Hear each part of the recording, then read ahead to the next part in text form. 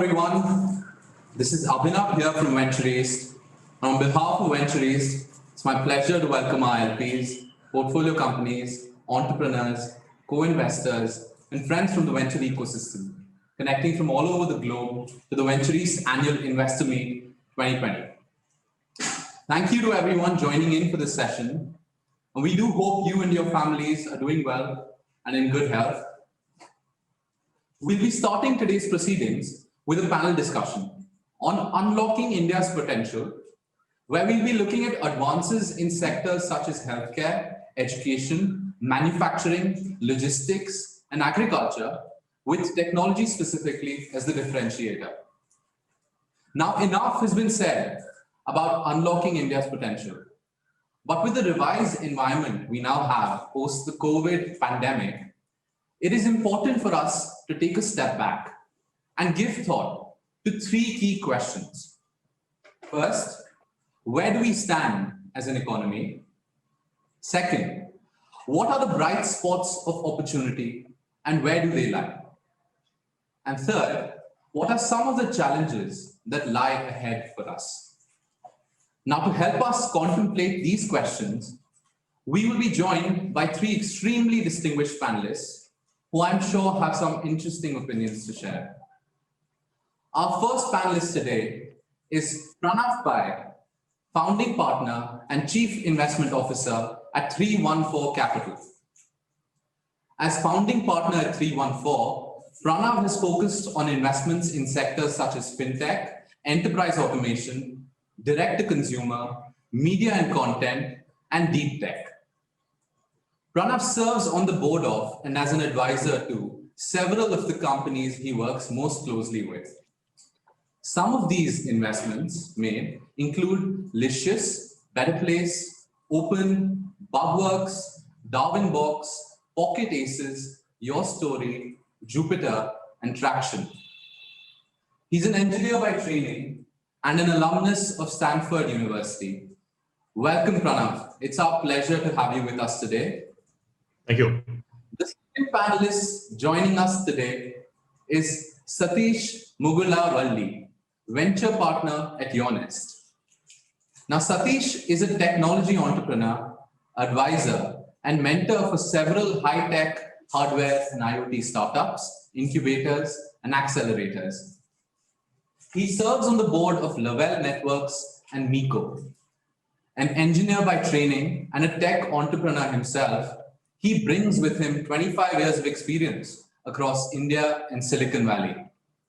Welcome, Satish. It's our pleasure to have you with us today. Thanks for having me. Finally, the third panelist joining us today is Samir Bridge Verma, Managing Director at Nexus Venture Partners. At Nexus, Samir focuses on the domains of consumer internet, enterprise SaaS, EdTech, healthcare, and B2B commerce. He has led investments in Postman, Unacademy, Inframarket, Zolo, Hasura.io, Ultrahuman, Quandle, Roadrunner, Jovio, and a variety of other companies. An engineer by training, he is an alumnus of the Illinois Institute of Technology. Welcome, Samir. It is a pleasure to have you with us today. Thank you. Thanks. Great to be here. Now, moderating our panel discussion will be our own Mansi Verma. Mansi is a senior investment manager at Ventureast. At Ventureast, Mansi evaluates investments in the domains of fintech, edtech, and deep tech. Mansi serves as an advisor, managing our investments in iNurture and Kisht. She brings together investment experience in early to growth stage and public markets across different sectors in India. An engineer by training, she's an alumnus of IIM Lucknow.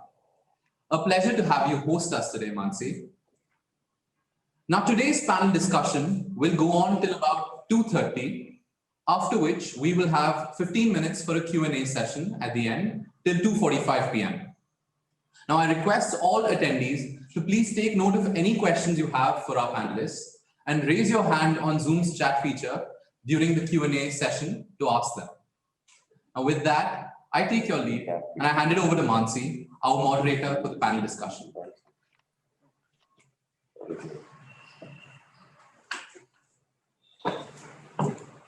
Thank you, Abhinav, and once again, a very warm welcome to our esteemed panelists who have joined us today. I'm sure our participants are waiting to hear the views of our panelists, so I'll dive right in. I'd like to start by getting views from Pranav on this first one, this first area of interest. Pranav, the most recent GDP growth numbers that came out were a positive surprise and something for everybody to cheer about vis-a-vis the Q1 contraction. But the services sector PMI, which came out in October, also continued on that positive momentum. It was on a positive side for the first time after March. And the manufacturing PMI, which came out, actually hit a 13-month high. In the light of these positive developments, we also have on the other side lingering, containment measures because of, pockets where we have COVID spreading in the country. And government is also looking at increasing stimulus to boost jobs, employment, and create more infrastructure. So with this kind of a mixed bag, how should foreign investors look at India as an investment market, and how should they understand the India investment growth story from here on? Are the recent GDP numbers something for us to cheer about and believe that we are close to a normalcy, or do you see the recovery maybe still further out? Your thoughts, Pranav? Thank you, Mansi. That's a big question. So maybe I'll go in some layers. Across all the indicators, we're usually monitoring the consumer, collective, small and medium enterprise, and of course, enterprise and corporate. We're seeing signs of recovery for sure. Like we always say, we're cautiously optimistic when there's good news ahead of expectations. And certainly we can tell you that for the most part, most of the signs of recovery are giving us confidence that spending will start getting back on track. You would have, of course, seen the headlines about the recent holiday sales were 10% above last year's. In terms of startup funding as of September for the first 3 quarters of 2020, in spite of the discontinuities in the middle, we've crossed $8 billion in startup funding. Last year, we closed the entire year at $14 billion. So we might actually not have as large a delta as we expected. Deals are closing now. There's more growth capital coming into India. There's more investment in the public markets as well. And of course, the government, as always in India, has not failed to exploit a good crisis when it comes by. They're passing reforms every month. We expect at least 5 more large reforms in banking, in asset allocation, in infrastructure. We've already seen that in agriculture, in food, in natural resources, in aviation, in space. So we think certainly 2020 has kind of been a convergence year for all of the many improvements as observers of India we'd want India to support. Many of those improvements have happened in the same year. So I would say certainly we're optimistic. We're not out of the woods yet. There is definitely more stimulus needed. There's definitely more support needed. There's, of course, tension with the border with China. We have to now, of course, find a new balance with the new US leadership. India has to, again, command its place given some of the new trade deals coming out of the Western Hemisphere. So yes, there'll certainly be much more to do, but certainly we are cautiously optimistic. Thanks for that, Pranav. Looks like Satish wants to chime in with his thoughts on what he's seeing here. So I'll let you go ahead. If you have something to say, Satish, Sunil, happy to hear your views here. No, I think we're on the same page as Pranav said. We are cautiously optimistic. The signs of recovery, we've kind of begun to see some stuff, and also the data that we are hearing about vaccines, however contradicting they may seem, sounds like positive. So in terms of consumer spending and general spending habits, I think we will be on track. And, in terms of investments, like rightly said, the Q2 was a sort of a blip, people trying to figure out what to do and, how to kind of build your portfolio and so on. But investments are back on track. Manufacturing, in terms of electronics, we are seeing a lot of positives. And hopefully the 2021, we will see a lot more, good news, both in terms of use of technology with consumers and small businesses, as well as some of, manufacturing and other things, thanks to some geopolitical tensions, building up. So we are fairly positive. Great, good to hear that. Let me come to you, Sameer. At the start of the year, as in from January onwards, you would have started with some investment thesis for the fund. But over the course of the year, how has that investment thesis changed? And what are some of the learnings that you have from what's transpired? We're pretty much at the end of the year now. And what sectors are you now perhaps focusing on? Has there been a shift? Sure, I'll just step back. Thanks for that, Mansi. Just step back and give you a perspective about what we do. So we're a full, we invest from seed to early growth, which is writing a $500,000 check all the way up to doing about $10 million in a round of investment. And we predominantly focused on two pockets, right? One is domestic consumption, which is in India for Indian and focused on the Indian market.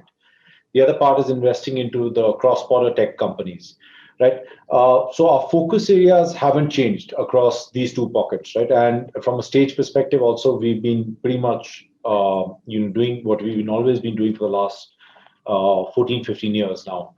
So that part hasn't changed. But if you look at it, we are obviously seeing a very different environment on the whole in the country. A lot of the businesses have fundamentally changed. The underlying aspects around them have changed. Like companies in the shared economy definitely have, had some bit of an impact because of the pandemic situation. Some of them have obviously, as there are headwinds there, and then there are tailwinds in some other sectors.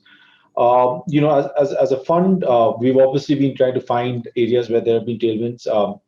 And two very large pockets over there are education and healthcare, and we've been looking at different white spaces in those two sectors, given the fact that there is a paying behavior which already exists. So obviously we've been very busy looking at opportunities in those two sectors specifically.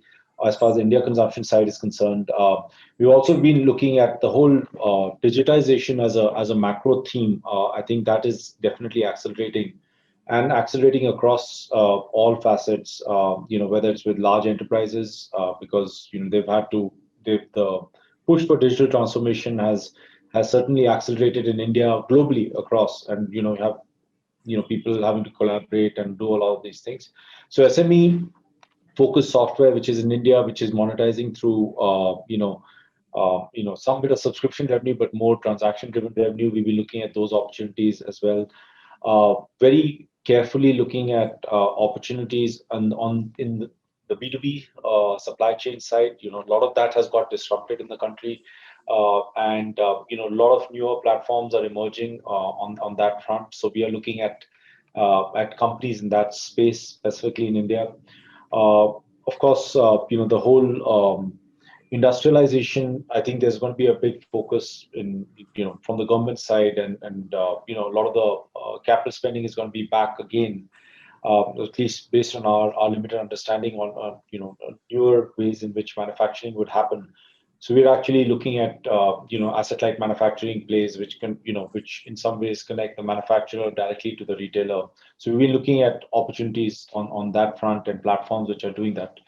Basically from the supply to the demand, disintermediating everything, right? So new age platforms which are doing that in asset-light manufacturing on that side. Obviously, lot of changes happening as Pranav mentioned on the policy side. Labor markets is another part around that. So we've been looking at newer platforms around labor marketplaces, and what will happen in that space. And of course, newer age consumer internet platforms or content platforms are areas that we've been investing into this year. We've been also looking very closely at the whole D2C space, how that would pan out, and we've been looking at opportunities there. We got close to doing something this year, but again, unfortunately, couldn't get comfort in the diligence process. So that's as far as the India consumption side is concerned. On the cross-border tech side, obviously a lot of changes happening. We've been fairly prolific on that side. Almost 50 odd companies in our portfolio there.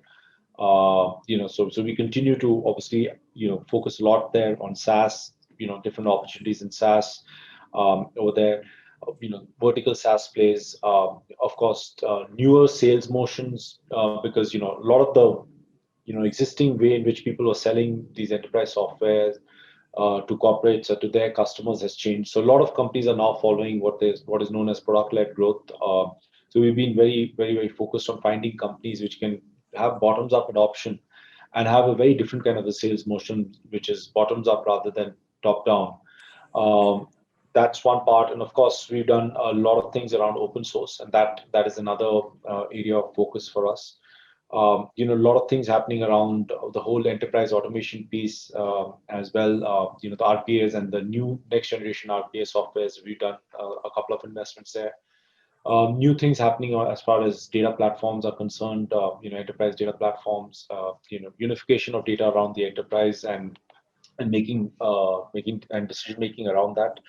Those are areas that we've been looking very closely at and investing behind. So, this continues. I think we are going to stick to what we do. We do about 8 to 10 investments every year. That's not changed. From a sector, we've obviously this year has disrupted a lot of things for us. We're not meeting entrepreneurs face to face, unfortunately, as much. So we've been doing this over Zoom. We've also been a little bit more aggressive on the seed sides this year. It's not by planning, but it's just we're seeing a lot more of that in India and US. And of course, what we're doing is we're seeding companies, and if we're tracking them very closely, working very closely with them from the beginning and doubling down in their Series A's. So that's what is happening. I don't see a major shift in our thing, but just to give you an idea about the kind of spaces and companies that we're looking at, these are some of the sectors that we've been focused on, and each of them has had an investment this year. So we've done about 9 investments already this year, and the 10th one is under diligence. So. That sounds really exciting, and I wish we had more time to get into each of these sectors, because you mentioned some really interesting areas, which are also focus areas for a lot of people who joined us here today, as well as for Ventureast. So with that, let me try and get some views from Satish on the whole supply chain disruption for the electronic sector in India that happened due to COVID, with the supply chain disruption because China got affected much earlier because of pandemic. In spite of that, we've had, the government getting into action and coming up with a production-linked incentive scheme, which is a Ministry of Electronics and IT, which came up with that scheme. And a lot of big giants like Samsung, you have Singapore's Flex, you have Taiwan's Pegatron, who are setting up shop in India to manufacture electronics and electronic components, especially mobile phone-related components. Right, Samsung is looking at investing especially 5,000 crores in India to set up a display manufacturing facility, making India the third country where they would be actually setting up this facility. So with these developments, and somebody who's actually worked alongside a lot of startups building the ecosystem of silicon vendors, suppliers of parts, and industrial designers, do you see the possibility of India leapfrogging in technology space, especially in electronics, semiconductor, and hardware? What are the opportunities that you see for VCs and for yourself in this space? And also, what are the challenges? Because you work very closely in this ecosystem. Well, I think, add Wistron to that list that you mentioned. They're going really aggressively to get the iPhone manufacturing. They have a new factory that's been set up, near Bangalore. So I think the government is doing its bit in terms of trying to manage the manufacturing side of the equation. There is a lot more in this ecosystem, right?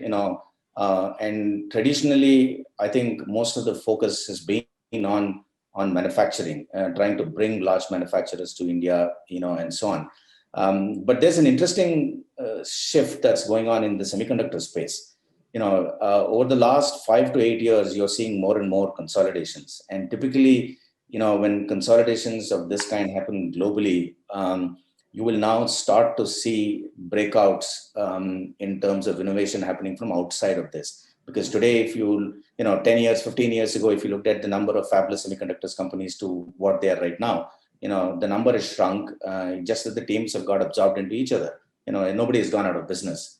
So I believe the timing is right. Primarily because of multiple factors here. One is the consolidation.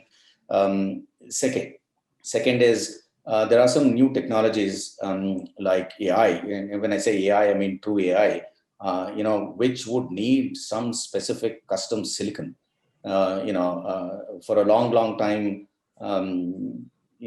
since the AI broke out as, from a hot lab thing to something really usable, If you primarily look at the applications, your AI applications are running on a processor that was that was built for graphics. So I believe over the next 5 years, you will see changes worldwide with fabulous companies coming back, startups coming back. India will probably play its part, again, due to multiple factors. One, the cost of building a silicon company has come down compared to what it was 10 years ago. Similar to what has happened in the rest of the areas, the cost of building a semiconductor has dropped down as well. And given that there are some new opportunities, new type of processors, 10 years ago, nobody had heard of a TPU. You were just generally talking about CPUs and GPUs. So there will be offshoots of that. And for a long time, we've had a really good bunch of engineers from the TIs and the Intels and the NVIDIAs in the country. So I think you will see some sort of what happened many years ago of the move from typical software services to a SaaS-based product business. There is an opportunity of something like that happening in the SME space.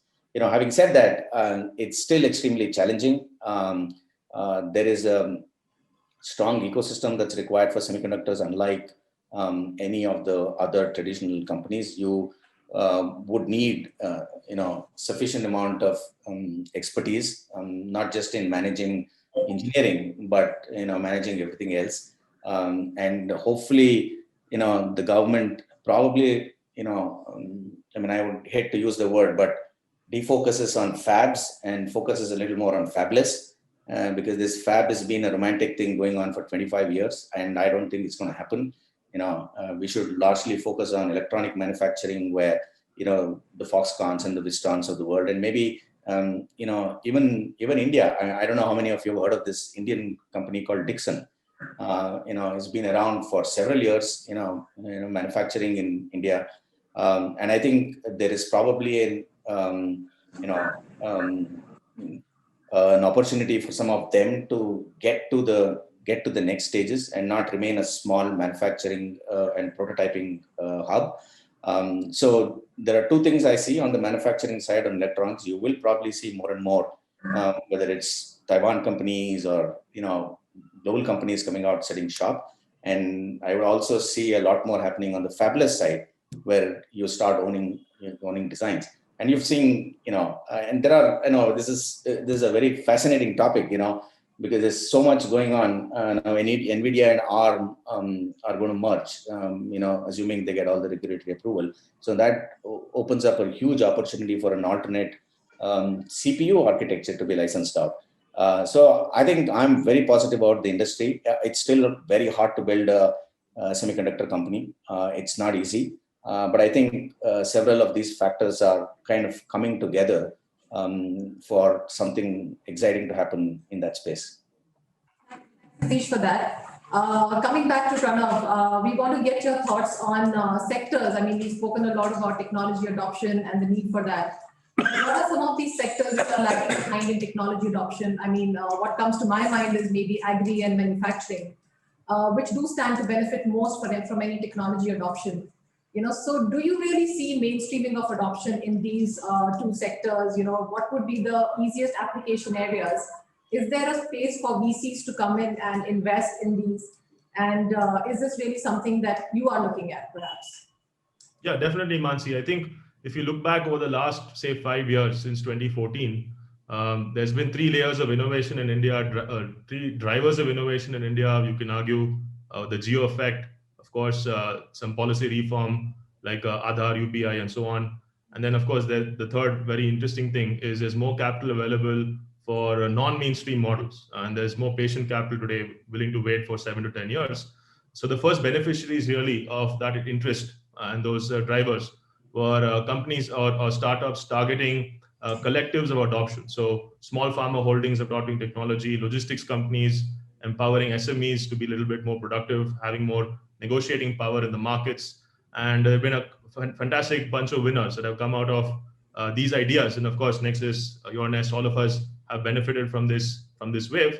I think going forward now, 2020 has been, like I said, an interesting year of convergence, where we've seen an acceleration of adoption, whether it's smartphone penetration. Of course, internet penetration has been growing very well over the last decade. So now we're seeing sectors opening up that we didn't think were so close to mainstream even in 2019.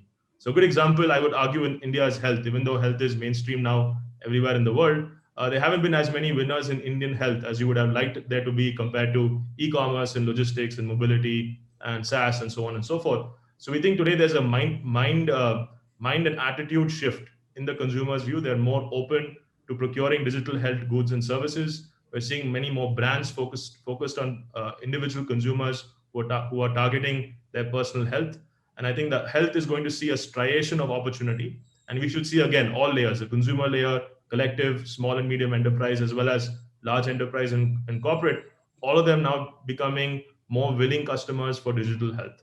We're seeing a similar striation of opportunity in agriculture now. Finally, I think with the new policy moves that have happened, suddenly the monopolistic intermediaries that you would have otherwise had to grapple with are no longer the monopolistic adversaries you'd have to go after. So today, suddenly the power has gone to the producers to be able to compete directly in markets, and that opens up a lot of opportunity for startups. There are already a couple of dozen agri-tech and logistics companies primed for this move, so I think they'll be the fastest to adopt. But certainly, with this kind of with this kind of new policy regime, we think that in agriculture and food, there should be a lot more opportunity and a lot faster growth compared to even what was possible 5 years back. And I think the last big and interesting wave, I would talk about enterprise maybe because it's the last piece I haven't addressed yet. I think Indian blue-collar employers, and these are large companies in India, they hire hundreds of thousands of employees. The compliances are different. All of us have obviously read the jobs data and seen that a bulk of Indian employment is still in this sector.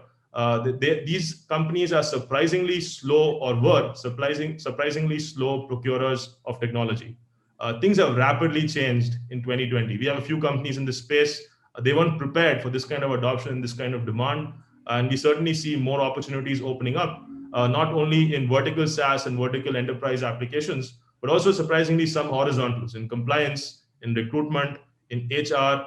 These are still, while you would call them commodified opportunities elsewhere in the world, these are still large business models waiting for interesting solutions to come and approach them. So I think overall, we're very happy with the rate of progress. We're very happy with the shift in procurement.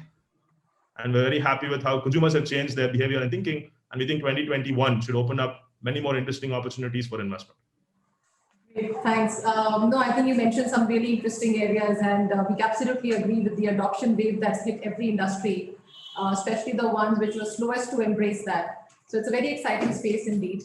You also mentioned Geo having, being a driver of adoption of technology. So I want to come to get views from Samir on the flurry of activity that we are seeing amongst telcos.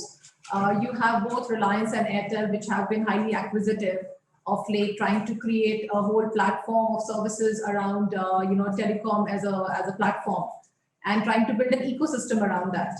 So is this something of a natural progression, and what does this mean for startups in India? Is this an opportunity or a threat as you understand it?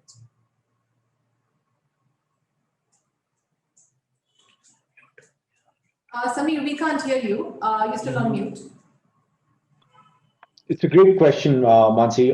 If you look at it, I think, if you look at the world after Geo came in and then how they democratized access, the ecosystem has grown vastly, right, across the board. And it has really helped a lot of the startups accelerate their growth, get to customers a lot better. And more importantly, many categories and many companies have been created over the last few years, right? Last 3 years since Geo has become mainstream. That has led to these customers experiencing great companies, great products, specialized companies, and very focused plays, right? Some are in payments, some are in of course in consumer internet like content and platforms like that, right? Many verticals, best of breed content plays have come out. Many vertical fintech companies have come out. If I equate what Jio and Airtel are trying to do as to go back to the walled garden kind of era by building their own super apps, right? And this was something that the telcos tried doing, in the early 2000s, and failed miserably in. And then a lot of the value got decoupled and many specialized apps came out. I think consumers always like having a choice. So unless there is a regulatory moat that some of these telcos enable on the ground, or they have any kind of unfair advantage on a regulation standpoint, from an FDI standpoint or a data standpoint, where you can force things where other players from outside, whether it's a Facebook or a Google or any of those guys, are severely disadvantaged. If that is not the case, I think consumers will choose the best of breed kind of solutions, best of breed apps, and it'll be very difficult for these guys to envision and get to a super app. And if you study some of the kind of acquisitions that for example Jewel are doing, they probably are not the best of breed companies, right? In their own verticals and spaces. So I for one am not very convinced on their strategy of winning that particular play out. Across multiple facets, whether that be music, whether that be e-commerce and the likes. So I think that choice is going to be with the customers, and those would be substantially benefiting. However, I feel that there are certain categories where Reliance, because of its presence in retail, for example, has a substantial advantage. So I do see potentially them, having a play on the grocery side, on GeoMart side, to some extent. But otherwise, and that also because of pricing and different segment of the market. But otherwise, I think pure digital kind of businesses, I'm not very bullish on in terms of how they would be able to do it, especially knowing the kind of teams that they'll have to compete with across the board, right? Unless they change regulation or in their favor to do this. That would be my perspective. Consumers always are striving for a choice and are always unsatisfied and will go to better choices which already exist and where they've trained their habit. And those guys are not going to be sitting idle, right? They will innovate across lesser constraints in some ways. However, these two big companies have the advantage of access to capital. So that's the pretext, and that's what I would say. Answer your question. Great. Thanks, Samir. I would have asked many questions, but I'm sure I'll leave that to our participants. Coming to you, to Satish, you have been the co-founder and chief architect of Verismo Networks, and you conceptualized and built, industry's first OTT internet video platform.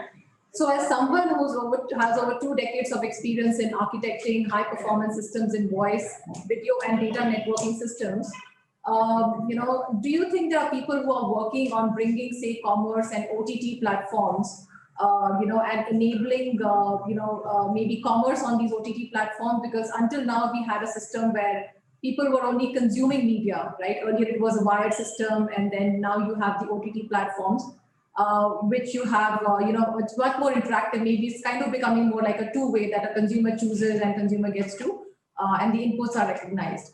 Do you think there are some people who are now working on taking it a step ahead, working on some of these innovative OTT technologies, and rather than it just being a media and content consumption platform as we understand it today, very simplistically? What are your thoughts there? No, I think, every time I look at what, Netflix and some of these guys are doing, I figure that probably we were 10 years a little too early in building what we built back then.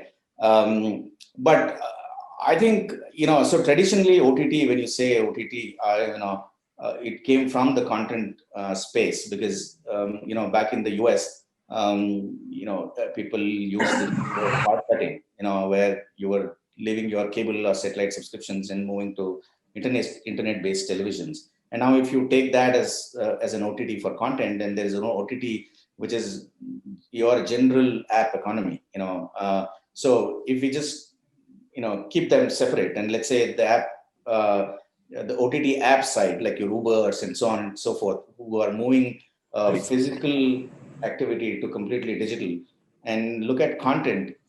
Combining content and commerce has always been on top of every marketeer's mind, and this is not now, right? For the last 25 years, back then when I was building Verismo, we would go and sell this of, oh, you've got a live cricket match going on, but we can make sure that anything you want commerce around that could be done on the fly and personalized and so on and so forth, right? So it kind of never materialized.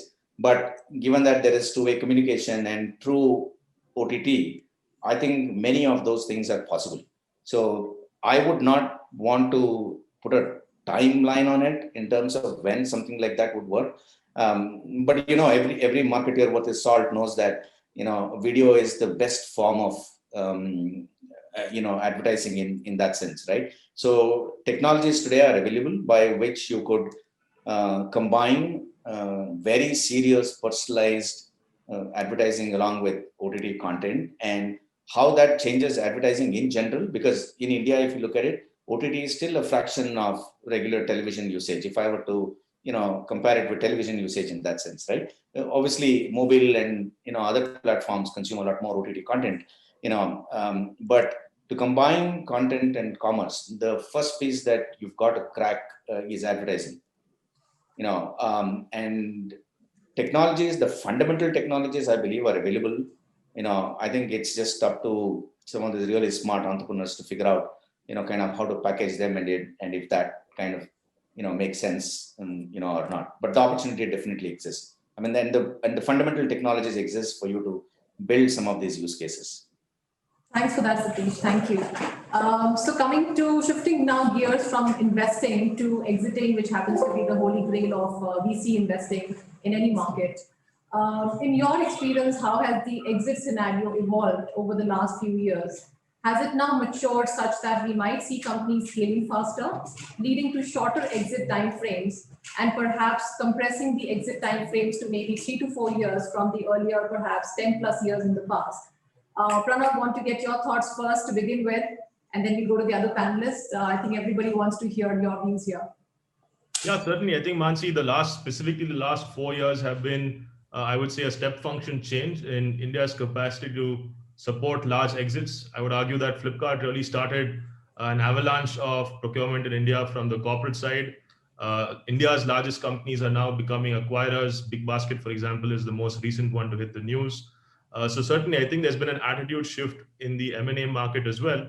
And I'm very happy to see local capital and local corporates joining the mix. India has always been an interesting destination for global buyers, but I would argue it took a long time for them to get comfortable with buying in India and solving for the world. But maybe the most interesting thing we're looking forward to, and here's where the information we get from our sister funds in the listed space is very heartwarming, is that there's a really healthy pipeline of exits for 2021 in the IPO market. There's at least half a dozen startups preparing for IPOs next year or in the next 18 months starting Jan 2021. We think that the first wave of IPOs were really lukewarm in the sense that they weren't really pure play tech startups. You can argue they were more mainstream industrial or mainstream technology that the markets really understood. So large companies in India like Zomato, Swiggy, Policy Bazaar, and half a dozen others, I think they will set the trend for what these IPOs can really signal to the rest of the startup ecosystem. I'm not surprised to see that many of our growth stage companies now are speaking to the same bankers, those founders. Founders are forming groups, they're educating each other on what the path towards IPO looks like. So frankly, I think there's again a step function change coming in the future very quickly. And we should see the whole pipe now working end to end from early all the way to IPO. So I think that's a fantastic development. It's taken us just over a decade to get here, which is always an interesting thing to happen in India. Such rapid change happening over a decade surprises everyone. But I think that's some good news. And of course, in the background of all this, there are many more growth stage investors in India now, many more active participants in India from the regional or Asia allocation funds. Many more US growth funds have started moving into India now, given some of the issues with China. So I think this is all in the backdrop of a lot of convergence, like I said, in 2020. Certainly very heartwarming news for what we're seeing coming 2021. Thank you for that very optimistic note. Samir, would you agree, would you disagree, or would you vehemently agree with what he said? I would vehemently agree with what Pranav said. I think, I think 2021 looks good. If I can speak on behalf of Nexus, that, this year has been great for us. We have, in the next few days, a company going public, Pubmatic, which is an India company, started off here in Pune and is going public, will probably be Unicorn ++ listing on NASDAQ, be the first kind of cross-border tech company that we would have taken public. as well. This year we've had a number of exits, whether it was Space Sense, which is about a 4-year-old company, White Hat, which was under the 2-year-old company, Rancher, which is about 4.5, 5-year-old company for us, and we have a pipeline of about 3 other listings which have happened, which are in the works right now, all to be going on Nasdaq. We're very bullish on that, and of course we have. As Pranav mentioned, the Indian capital markets are also looking very positive for some of the companies which are focused on the India consumption side. So hopefully we are looking to potentially take one company public in the India market, next year. So we are obviously talking to the bankers and doing all of that. I think this is just as Pranav rightly mentioned, there's a step change over the last 4 years, and it is one of the largest. India is one of the largest growth hotspots left in the world for any acquirer. So we're seeing a lot of that things, and just reiterating the point that it's very, very heartening to see the local capital, whether it's startup buying Big Basket or any of these local groups wanting to buy startups here. That's very, very heartening to see, and I'm hoping that trend continues. And they're obviously, for us and for the entrepreneurs, they're great payers for some of these assets. That'll be really, really good. It will really reinforce all the success, and all the stuff that's happening in the venture ecosystem. Thanks for that.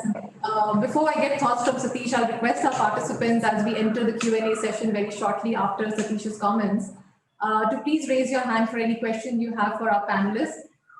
Once you raise your hand, we will unmute your line and then you can ask your question by audio. So with that, we'll just give maybe a minute or two for the question queue to assemble. And Satish, over to you. Well, I think 2020 has been a very good year as far as investors concerned. We've had good exits this year. And what I see is I don't necessarily see the 8-10 year exit compressing into 3-4 that quickly or that easily. I mean, obviously we've begun to see some outliers, and that's great. But one of the heartening things is to see large pre-IPO startups start the acquisition wave, and that's a very strong message to some of the established corporates in the country. And if companies which are built on a DNA that was probably 20-25 years older than the companies that you see today, they're now beginning to understand that the typical old mindset of it's only a matter of time, I can build everything, is kind of going away. So you will see Indian corporates also getting into the acquisition game and providing an exit on acquisitions. Now, in terms of IPOs, I think the news that we are hearing about some of the companies that were established 5-6 years ago getting ready for a listing itself is big news. So I'm very positive come 2022, we will probably have really leapfrogged from where we are today. And thanks to all the, work that happened in the last 3-4 years. Excellent. Thank you. Thank you for your thoughts so much. So we have a very interesting question. The first question coming from Rachit Sharma of Can Bank Ventures. He wants to know that your thoughts on that startups have been moving to Singapore by Series B or C, which is the growth stage. How can we retain them in India? What are your views? Anybody wants to hazard a guess? Yeah, I can go first. We don't like it. We've studied this issue very deeply, and the number of reasons you'd find for any company to justify moving to another domicile today, it's reducing every year. So much so that the Indian government now is really asking the industry, it's asking the IVCF, for example, which is the apex body of VC and P in India. It calls them multiple times a month and asks them, what more can we do, right? So I think there's a hangover from what used to be difficult 4 or 5 years back. And I agree that there needs to be more education for founders, for entrepreneurs in India about all the rules that have changed, what's gotten easier, and why there really are no hard reasons for you to switch domicile. For example, a very often quoted reason would be you'd have more optionality going IPO if you were domiciled, for example, in Singapore, right? But now India is easing out the rules. You can list in another market before you list in India, even if you're India domiciled. So I think India is making steady progress. I think the hard reasons for domicile shift are reducing, like I said, every year. I think the last bit left is for more communication from the government, more communication by industry bodies. I'm pretty sure we will solve some of these issues over the next few months. And like I said, the IPOs, I think, really going out there will change a lot of these attitudes, and I think will become much easier for Indian founders to build scale companies in India, stay in India, and even go global from India. Thanks, Pranav. Thanks for your thoughts there. We have our next question coming from Avnish Kumar. We can unmute the line. Avnish, can you introduce yourself and the company where you're from before you ask the question, please? Thanks, first of all, for the panel discussion. It was quite interesting. So I'm a startup founder and CEO, company called Live and Sense. Essentially, we are focused in manufacturing sector with an AI platform approach.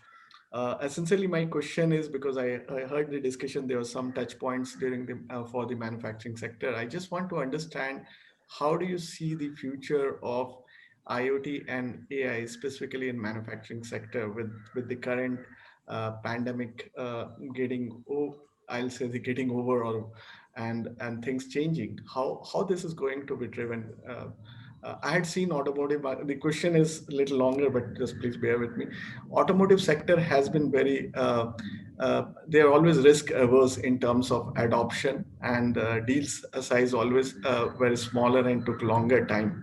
I'm seeing now automotive manufacturing opening up to a certain extent, but I'm still not sure how this is going to move forward. So I just wanted your expert opinion about it.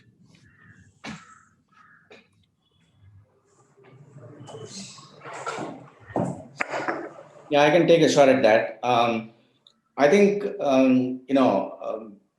industrial IoT, as we largely call, is been in play for several years now, right? So if you look at the factories of 10 years ago and the factories that you see today, there is already a change. Though we are in the first step, as people are trying to figure out the efficiencies of their manufacturing process rather than do anything else. But I think there's so many inefficiencies in this sector that just getting systems in place, to figure out just the efficiency part, improve yields itself is a big play.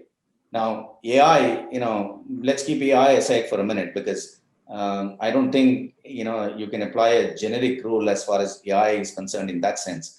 But just the fact that you're able to get better yield, better quality, reduce labor friction, improve safety for laborers, is all a big play. Now, automotive sector, generally, I agree with the gentleman. It's been very slow, very risk averse. But guess what's happened to the automobile sector, right? The EV guys have come and just taken over. So all traditional automotive manufacturers are now figuring out how to play the EV game. So I don't believe that sector will continue to lag in terms of technology adoption like IoT. I think some of the EV first factories that you would look at is already a modern factory. Right. So you will always see a small percentage of makers who will remain traditional, but I think the game is going to change significantly for them. Thanks, Satish. Thanks for the inputs, and I agree with you. The manufacturing sector has got quite many issues and very basic fundamental challenges, but it's all about adoption and accelerating. I hope with change post-COVID-19 is going to be a different economy altogether in manufacturing. Thanks. Thank you. We've already exceeded the time that we had for this panel and for the Q&A. Thank you so much, Pranav, Sameer, and Satish, for taking our time and talking to us here, sharing your very interesting views. Definitely lots to catch up with you on post this conversation, and look forward to meeting you outside of this panel discussion as well. Thank you. Thanks. Thank you so much. Bye-bye. Thank you. Take care.